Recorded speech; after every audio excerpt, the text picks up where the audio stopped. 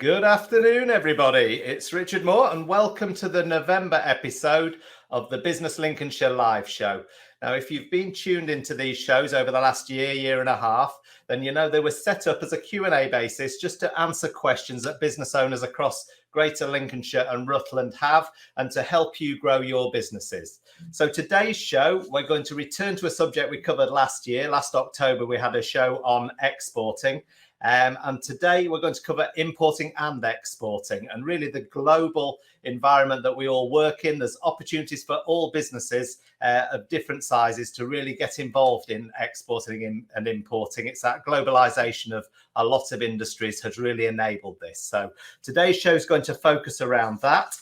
We've got three guests joining us today. We're lucky to have Heather Martin and Andrea Collins, who were on last year's show. They're going to be joining us again. You'll remember Heather from the Department of International Trade, and Andrea, the Managing Director of the Export Department. So they'll be sharing their knowledge again on exporting. And I know Andrea is going to also give plenty of advice on importing. And we're also lucky enough to have Eve Farley joining us as well. So she's the International Trade Coach from the Lincolnshire Chamber of Commerce, and also runs the consultancy advisory service at the Chamber as well. So they'll be going through some of the areas to think about if you're looking to bring exporting or importing into your business mix, and obviously increase revenues by looking at those channels. So we've got a busy show ahead. So let's bring Eve into the show. Hello, Eve. How are you? Good morning. So, Eve, you're with the Chamber of Commerce, joined them fairly recently as an international trade coach, and also from the Consulting Advisory Service. Just tell us a little bit about yourself, Eve, and your background. Hi, good morning, everyone. My background is 25 years in international trade. So I was Foreign Office and Department for International Trade, working in Washington, D.C. as the Vice Consul over there, working with UK exporters coming over to the US. So yeah, pretty much seen every scenario. So throw them at me. Yeah. So you've joined the Lincolnshire Chamber now. Yes. I'll just add in their websites. Obviously, there's a lot of information on here around international trade. So what's your role with the Chamber? My role, I was brought in last year to set up the consultancy and advisory service, because the Chamber felt we were well known for our export documentation, our customs clearance, but we weren't really well known in taking on the inquiries and supporting companies into the international market. So I came in to develop a new service for our members and non-members, working with them, hand-holding them from the sort of start when they first have the light switch to think maybe I should think about international trade, working with them to develop them through that process, introducing them to DIT, others, and giving our advice and support through that service. That's available through our membership service. It's a free part of our membership service. It's an add-on to what we did, but growing exponentially at the moment. Just had a massive international trade dinner last week, which was well supported. We had the Director General of Exports visitors. There he is. Spent 2 days with us in Lincolnshire. Very proud of that. Fabulous. So yeah, exciting stuff. Amazing. And so when do you think, in your experience, should businesses start considering looking at export markets? There's two trains of thought on that. Having done in-market overseas, my thought is when you actually write your business plan for your business, you should be thinking about it. It should be in there as something to check on later on when you've actually got a product, when you've actually got a product to sell, when you're actually established business model and got some sales. So I think, yes, we should be prepared for it. You should have a product. However, as soon as you start thinking about starting your company, I think it should be in that export plan. Yeah, you think right from the start, you should start thinking about that and how to position yourself. Yes. And Yes, what do you think businesses should be aware of before engaging in this activity? There's certain things you think they should be looking at?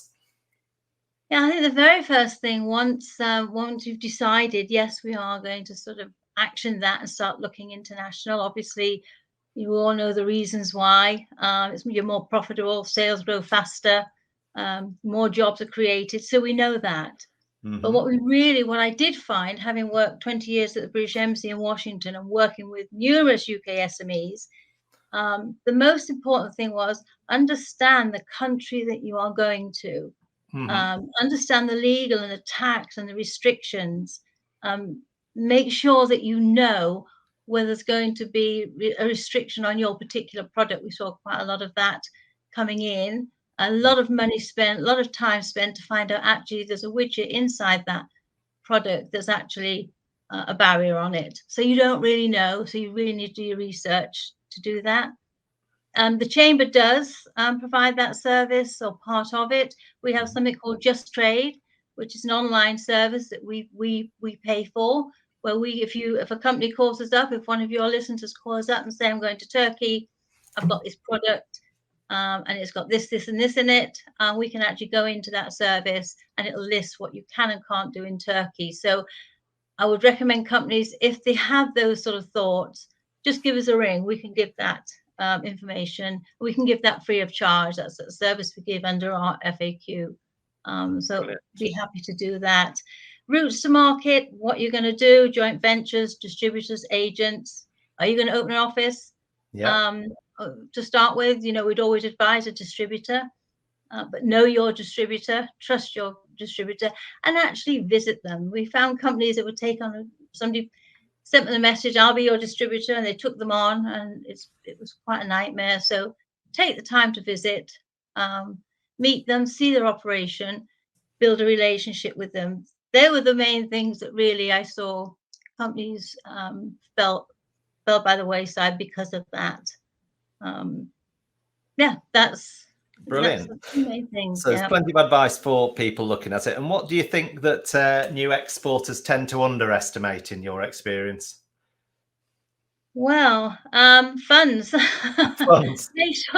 Make sure you've got your funds in place, and also make sure you know how you're getting paid.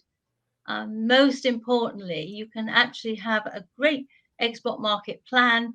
You're going to send your goods, you're going to get paid in 30 days. But what happens if the money doesn't come in? An open account, not very secure. You can go with a bank collection, which is an escrow where the bank holds the money until you get the goods. Pretty safe going.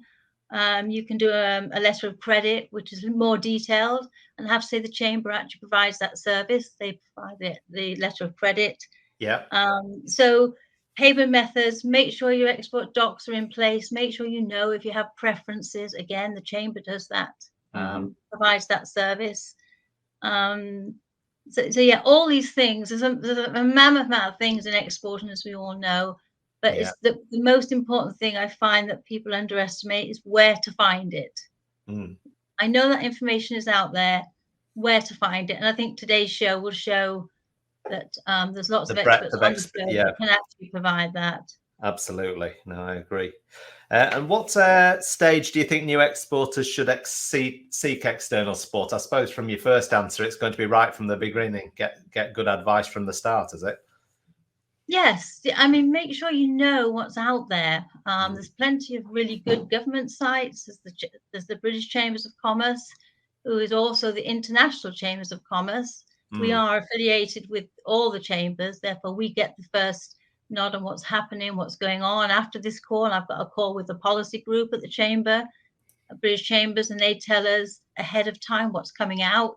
So we can provide that service. But no, there's so many people working on behalf of our exporters. Our exporters don't always know we're out there. So thanks for the opportunity today, because we can provide support, and it's not cost prohibitive.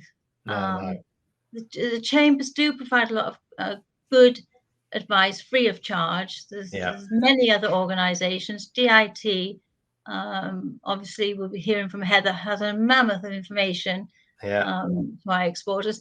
But what I did find is, there's a lot of information out there, but companies don't have the time, the people, they don't have an export manager. So these are all things to consider. Especially small businesses, they've got a lot on their plate already, haven't they? So yes, but our chamber does provide export manager service, where we can actually give them so many hours a month to help them through that. So yeah, we can provide hours to companies for our service. Brilliant. And so what as well, how do you think the Chamber's services sit alongside the other export support that's available from organisations like the DIT and Andrew's organisation?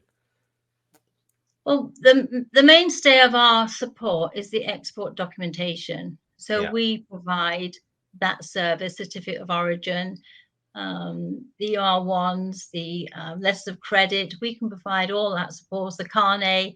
If you need anything, because you're taking your goods over for a trade show and bringing it back, to taking equipment over to sell. So we can provide all that documentation and the advice, but we also provide the training for that.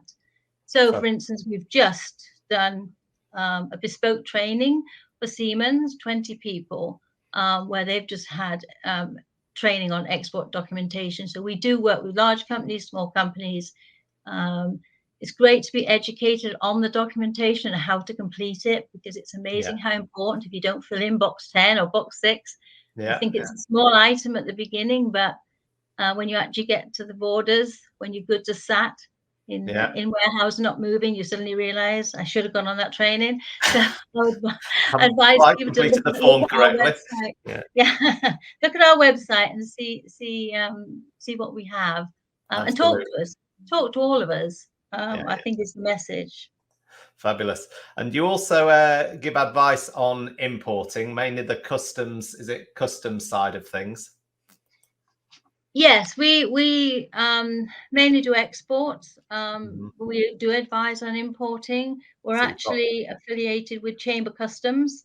And Chamber Customs is it's the only agent with direct links to all air, sea, and land terminals in the UK. And we provide HMRC compliance service, which I think is up on our up on the screen right now. I've got the chambercustoms.co.uk website. Thank you. It's two part. We do provide the fast track customs clearance, where you can get onto our system and actually do it yourself with our support in the background, or we do a fully assisted customs clearance where we do it all for you. So depending again on what resources you have within your organization, if you think, we just don't have the resources to do this properly, where can we go to get it?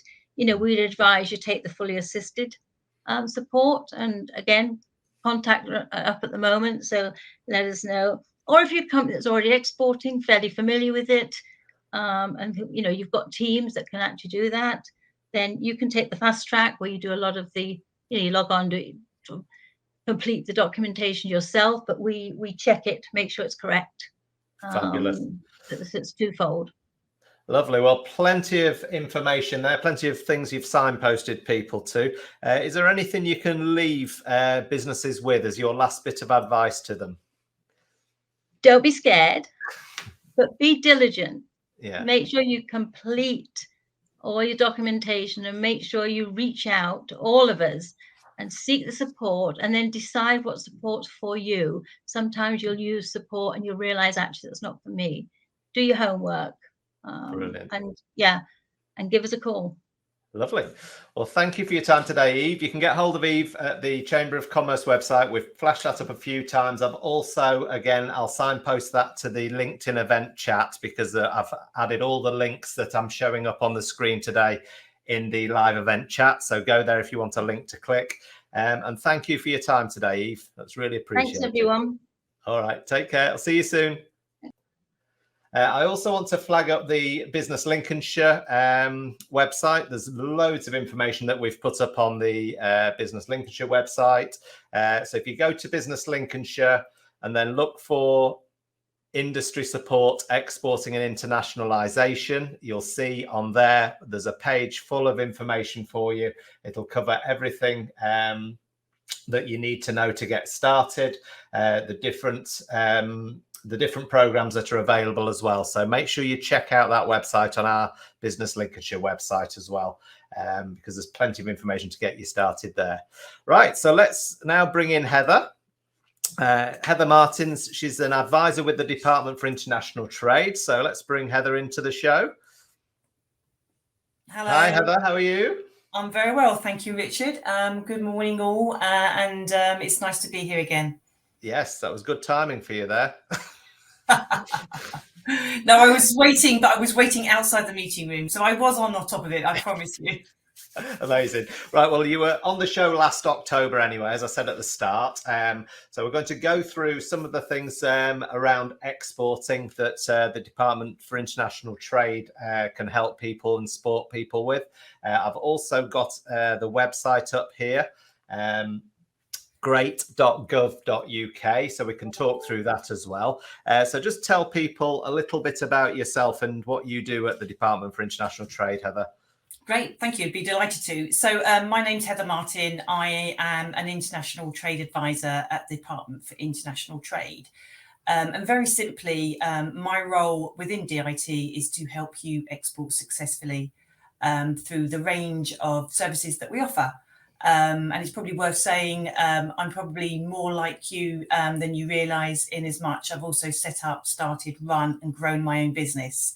So I'm not a kind of career business support provider. I actually get it because I've faced the challenges and opportunities of running your own business, of course.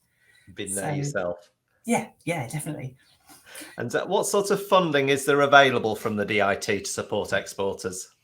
Right, I'm glad you asked that, because I thought I'd take a few seconds today to get it hot off the press. Exactly.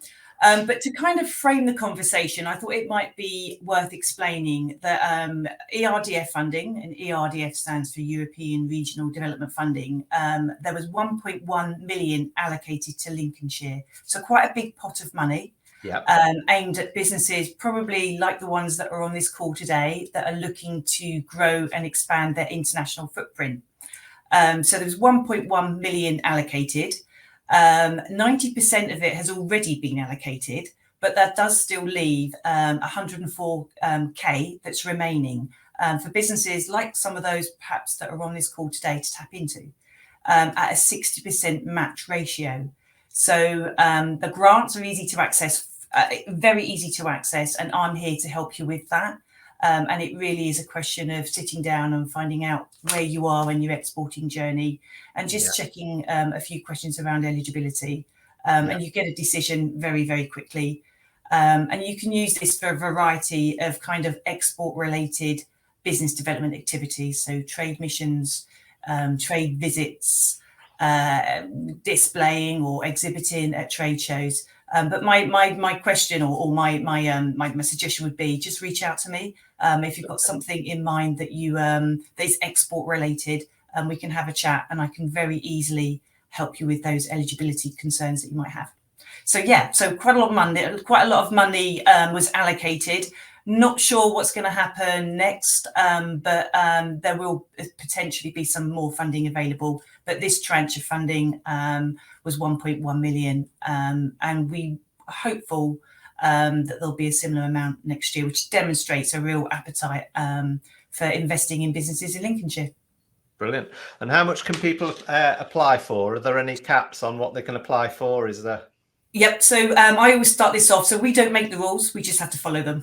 And my job is to make sure and to help you to follow them. So the ratio of match is 60%. So that means, gosh, that's usually it's 50%, but Lincolnshire got an extra allocation. But the minimum grant value is £1,000, and the maximum is £9,000, and you would be refunded 60%. Normally, I would say, that's in my head, but not this time.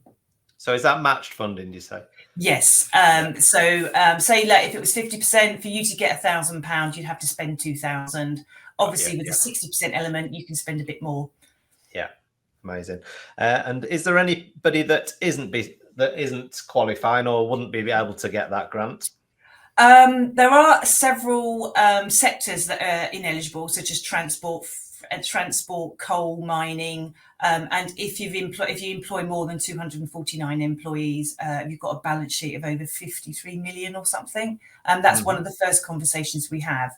But for every small business on this call today, it is a grant that is aimed at you, providing that it's international business development activity, and you've got the sufficient match.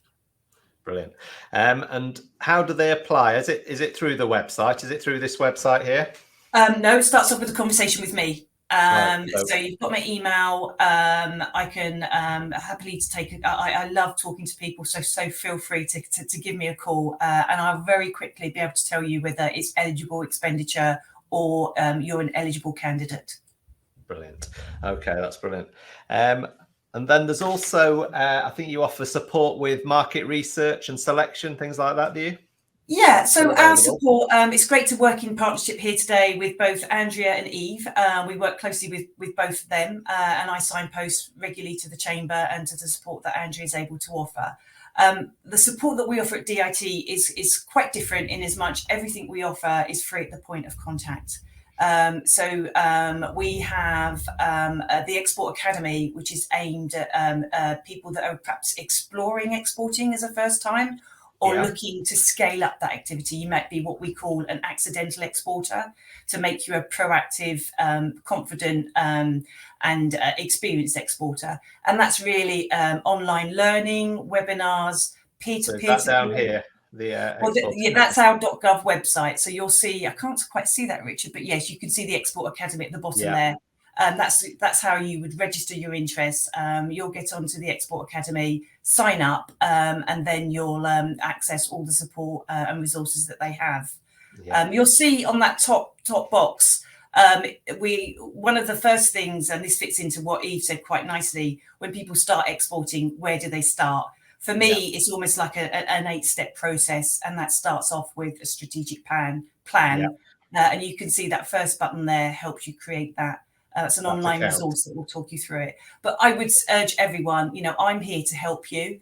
With the first conversation, I'll be able to triage you into which element of support is the most appropriate one for you right at that time. Brilliant. And you also help with overseas introductions and visits. Is that still available to people who use you? Yeah, absolutely. And this builds on to what Eve said about knowing your customer and knowing your marketplace. And that's what trade visits and trade missions do perfectly. It's worth saying we have trade missions, and I'm in the early inception of trying to organise a trade mission. So any businesses out there that are interested in perhaps attending, reach out to me. And that's really a question, or really that's a visit to a country, probably going to be Europe at this stage, where we take a cohort of particular businesses and put them in front of the right people and the right audience in that country, again, to upskill, educate and inform them, to make them confident in their decision to export. So it's a really great, and often this is fully funded. All it is really an investment of your time and energy and commitment to export. Amazing. So just sum up then why you think businesses should engage with DIT, and we can finish it there. I think you've given plenty of information for people to think about. Oh, right. It can be quite scary, and Eve made some really good observations as well. Exporting is never, in my opinion, a straight line. There's always, you have to duck and dive. And who better to speak to than the experts? And there's a lot of support out there for exporters, but they have to engage with it. So start off perhaps with DIT because, we're a government department. We are at the forefront. And then, I very generously signpost to all the other support out, because there's a limit to what we do. So we're here to create exporting success for your business, whatever the size. Amazing. So just reach out to Heather. Any questions you've got, get those initial conversations going. I think the message came through clearly there. If you don't start these conversations early, just reach out to Heather. She'll be able to signpost you in the directions of everybody who you need to be speaking to. And that's really useful, as it was last October. Thank you, Heather, for all the information again. Thank you, Richard. Always welcome to join you. All right. Bye-bye. You take care. Okay. So great information on exporting from both Heather and Eve. I know Andrea, who we're bringing on next, will cover more on exporting, but she'll also look at importing for us. So let's meet Andrea Collins. Bring Andrea in. Afternoon, Andrea. How are you? Hi, Richard. Lovely to be back. How are you? Yes, it was a good show last time, and it's great to have a chance to do this again. I know a lot's changed in the landscape, probably in that last year. So you'll be covering some of that as well, won't you? Yeah. So just talk a little bit about the global trade department, the Department for International Trade that you run, and just give us a bit of background on yourself again for people who didn't meet you last time. Sure. So Global Trade Department is independent of DIT in the chambers. We're actually contracted by the East Midlands Growth Hub cluster. And we've been providing support for the last 3 years, fully funded support. So the growth hubs are funded by BAYS, and they allocate that to certain contractors and so on. And we've been supporting them with their international trade support for the last 3 years.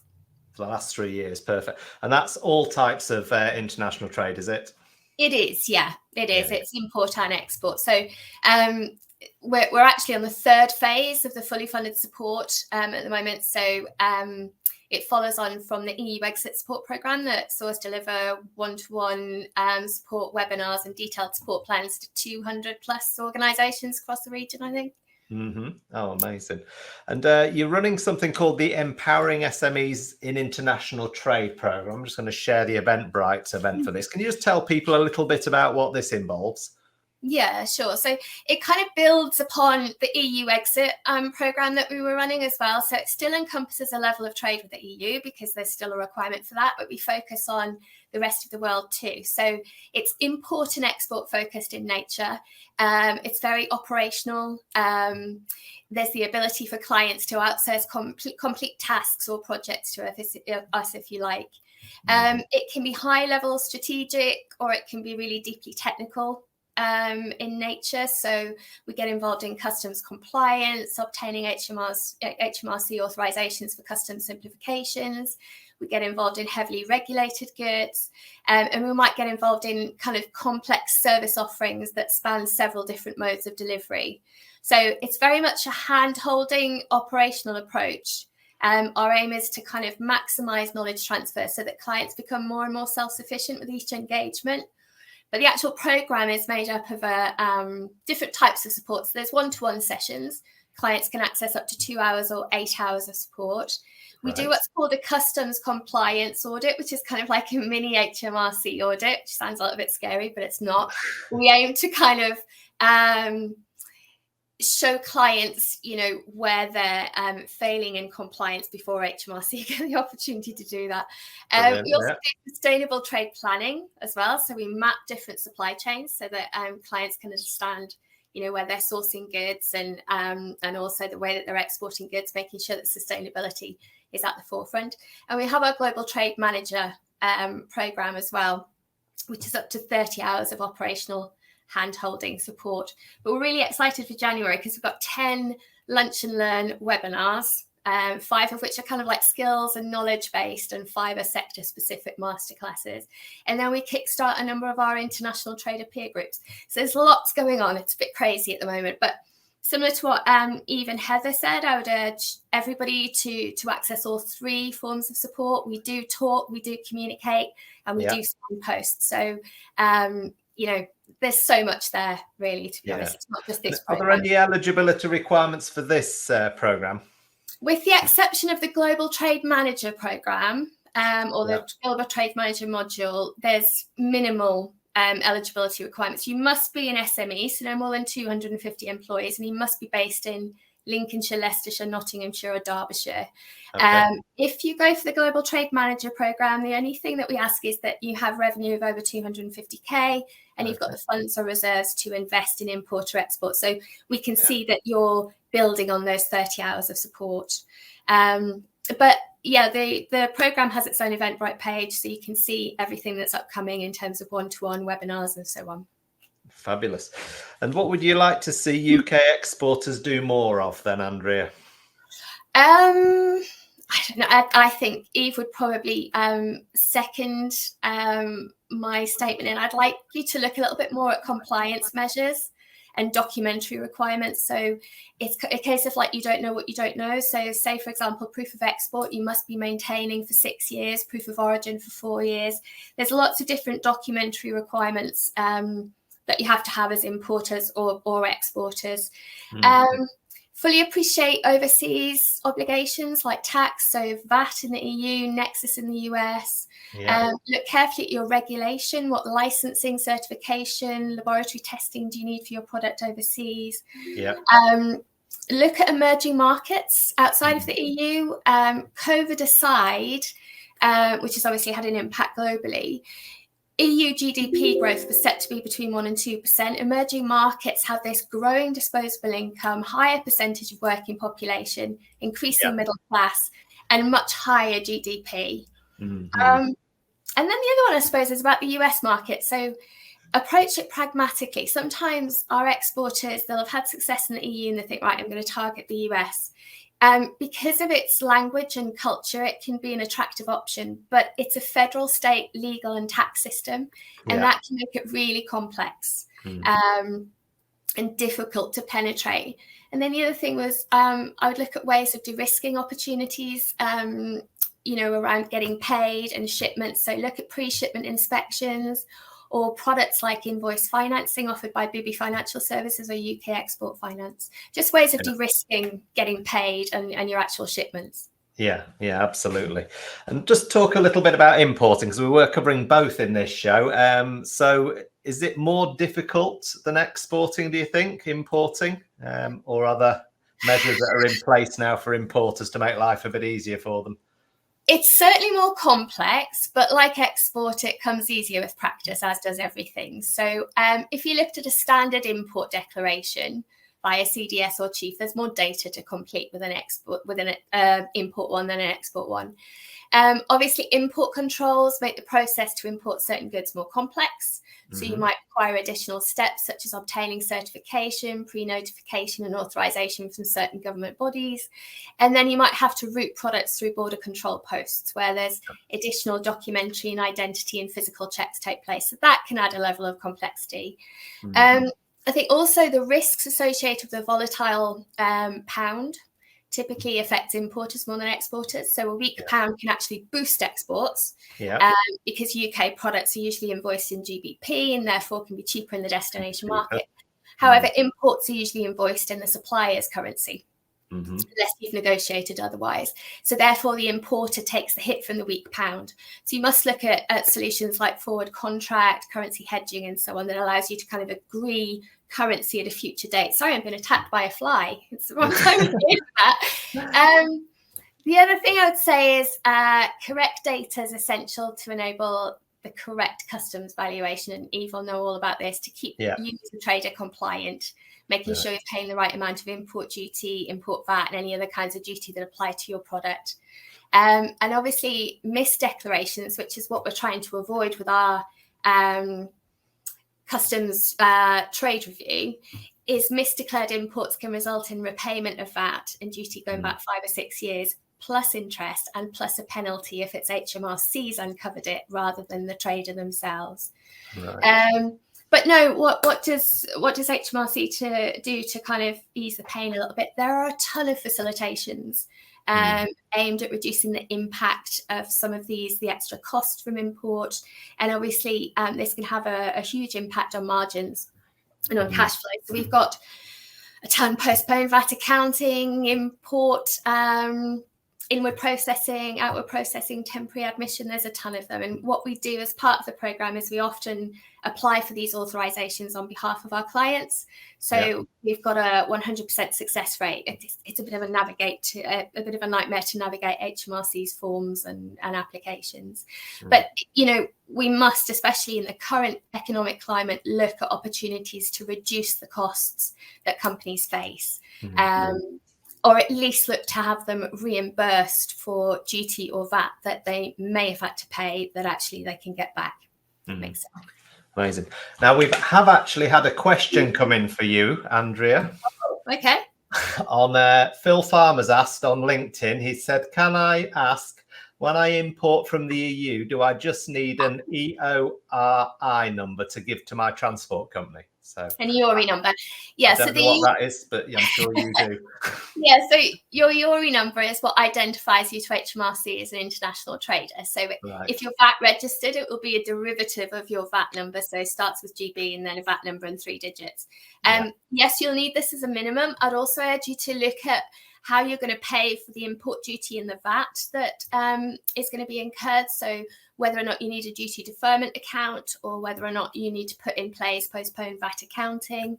A few things to consider based on the Incoterms that the supplier is using. Like, are they going to pay to get the goods to you? Are they going to pay UK customs charges, or are you going to pay UK customs charges? But the UK URI is a good place to start. Absolutely, you need that. Yeah. Okay, Phil, hopefully that's answered the question. I suggest if you're on LinkedIn, connect with Andrea on LinkedIn, as I have. I'm sure you can ask her the question direct as well then, but hopefully that's answered it. Yeah. Okay, so let's look at the dreaded Brexit word and departure from the EU. We've hopefully avoided that for a year, but I know it's, again, things have been changing slowly over the last year. So what's your latest update on that? What are the challenges we're still facing? I think things are gradually getting better. There are still challenges that remain around product origin, treatment and accounting for VAT, the lack of equivalence on sanitary and phytosanitary goods, so, live animals, products of animal origin, plants and so on. That causes pain. I think the interrelated nature of the UK and EU supply chains has just led to massive inflated costs and reduced margins on both sides of the channel. And then something that, some traders aren't aware of is the regulatory impact of the UK having lost the country of origin principle when they're trading services. So many companies remain completely unaware that this even impacts them on what they need to do. But I think some sectors, particularly e-commerce, remain forever changed, or at least for the medium term. Amazing. And you did run some support last year for EU exit, didn't you? Was it earlier this year you were running it? Is that still available for companies? Yeah, we did. It was really tough going at times, but it was an absolute privilege to be able to help companies when they were so desperate and in need of it. The provision of one-to-one support's been constant throughout all of the phases of delivery for the Growth Hub. So it's what enables us to be so hands-on and focused on the impacts and challenges that they're facing. So all engagements are 100% client-led. So it could be EU-focused, Brexit-focused, rest of the world-focused, whatever. We don't care as long as it's delivering value to the client. Amazing. Right, and let's finish off, Andrea, just by talking a bit about the future. So what do you think the future for international trade is? Are there any predictions, any trends you've seen that you can share with people watching the show? I'll get my crystal ball out. Get your crystal ball out, yeah. There's a few things starting to emerge. So if you look at supply chain disruption caused by COVID and Brexit and so on, there's no immediate sign of that improving. There's still a shortage of key commodities and freight costs are still high. Obviously, it's all been aggravated by the war in Ukraine. If I was to give companies any kind of advice, it would be to look to start to increase resilience in their supply chains, reduce dependence on China. China is responsible for something like 20% of global supply. And obviously, when that country fell over due to COVID, our supply chains broke. So I think companies would do well to look at emerging manufacturing hubs within Asia. So Vietnam is making a name for itself. Indonesia, Malaysia, India is also an interesting one because it's got fantastic IT infrastructure. There's obviously a lot of geopolitical issues. So the war in Ukraine, obviously that's continue to increasing costs and shortages. We'll not see the sanctions imposed on Russia and Belarus being lifted anytime soon. Climate change, or the impact of climate change on supply chains, is my big thing. So when we talk about the impact on trade, we often talk about geopolitical impact or labour issues. They're commonplace in global trade. They've been around for a long time. But we're seeing a lot of eco-climate issues starting to emerge more frequently. So we're seeing record low levels in Germany's waters, and the Mississippi River is at record low levels, which is causing significant vessel log jamming. And obviously heat waves and hurricanes too are becoming stronger. So this all has the potential to impact our supply chain. Kind of linked to that. So sustainability. So we're going to see more and more government initiatives to impact our behaviour. So we've already got what's called extended producer responsibility, which I'm happy to talk about till the cows come home if anybody wants to contact me on it. That's mandatory now for all businesses exporting to France, Germany and Spain, and it's going to be rolled out across the EU by 2023. And then we've got looming on the horizon mandatory climate risk disclosures, which will be introduced from 2025 across the UK and the EU, and that'll have an impact on a business's ability to insure its assets. So that's a biggie. Obviously, you know, we're seeing the rise of the conscious business consumer or business customer and consumer. So, you know, businesses' environmental and social credentials are continuing to drive buying and investment trends. So really your supply chains and the nature of the products that you produce for export are going to be more and more under the spotlight. Digitization, so that's going to dominate global trade. So the widespread rollout of digital trade platforms, e-signatures, customs clearance to help goods moving quickly. Automation and robotics. Start to see a lot more, at least in the developed markets, because the use of robotics and automation in supply chains particularly can help manage inventory or use machine learning to predict buying or purchasing patterns. Absolutely. Rise in services. Trade in services is growing far faster than the trade in goods, 60% faster in the last decade, and that trade is set to continue. So if you're in the service sector, that's all good. And then we're going to see more focus on kind of like regional supply chain. So two big new trading blocks, the Regional Comprehensive Economic Partnership and the Comprehensive and Progressive Trans-Pacific Partnership. Try getting your tongue around that after a couple of glasses of wine. They show a shift towards strengthening regional supply chains and cementing the trend towards more intra-regional trading. So the UK absolutely has to finalise its ascension to one or at least both of those to keep us kind of in the forefront of emerging markets, supply chains and so on. But that's really, my crystal ball ran out at that point, Richard. That's amazing, Andrea. Really good insight. And I'm sure some of those trends, as I say, will really help businesses watching the show as well, just to keep an eye on those and get involved with them. So thank you again for your time today. Make sure you check out Andrea's event on Eventbrite. Again, the link is in the live chat on LinkedIn as well for you. I'm sure it'll be well worth you getting involved in that event. So thank you very much, Andrea, and I will talk to you soon, I'm sure. Thanks ever so much, Richard. Pleasure. Take care. Bye now. So hopefully that show has given you a wealth of information to think about, plenty of insights and plenty of support available. So there's no excuse really for not reaching out to one or all of these organisations and making sure that you've got the information you need to take advantage of, whether it's importing or exporting. There's plenty of information. Again, I will just signpost the Business Lincolnshire page. Remember, export and internationalisation. So check out the site and have a look through the information we have on there, and then reach out to Eve, Andrea or Heather and get that support in place, because there's real opportunity out there. And I think when we go through the type of things that we're going through now, it also creates opportunity for people. So don't be scared. Let's look at, you know, outside the box at different ways you can generate revenue and grow your businesses. Okay, so hopefully you've enjoyed that show. Make sure you keep an eye on the LinkedIn page for our next live show and the topics we're going to be covering in that. And have a great day. All right, talk to you all soon. Bye now.